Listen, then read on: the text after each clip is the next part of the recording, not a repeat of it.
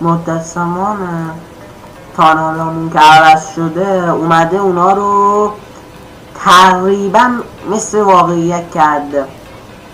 کانال 3 کانال 4 در کلش آف کلنس حتما بازیش کنیم، بازی خیلی عالیه. کانال 5 کانال 6 کانال 7 کانال 8 کانال 9 کانال 10 چه خوبه. اوف. کانال 11 اصلا خوشم نمیاد از این خونه.